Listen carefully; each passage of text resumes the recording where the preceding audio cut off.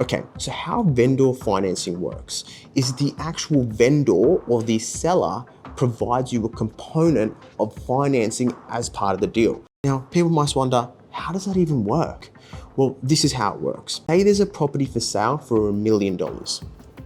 And if you were going to now go and request for a mortgage from the bank for that $1 million, you need a 20% down payment. A lot of the time people don't have this 20%, and a lot of the time I don't even like paying the 20%. So what you could do, and this is the most important moment of this video for vendor financing, is you could say to the owner, look, you've got this listed for $1 million, and let me guess, everyone's offering you $950,000 or $900,000. And they'll most likely say yes, because you can just start to talk their language for a little bit. You could say, look, how about if I come up to your price, but with terms?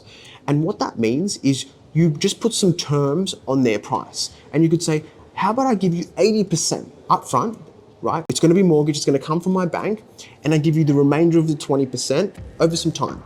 That way you don't lose inside the negotiation and you don't lose the 100K. And you can make that extra $100,000, would you do it?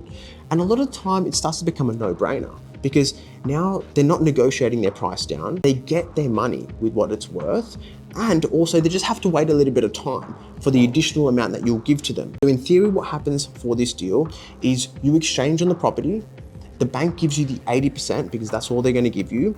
And then you write a legal contract, but there's ways you can now legally bind it where you have to pay them that 20% in the agreed time frame that you mentioned to that vendor.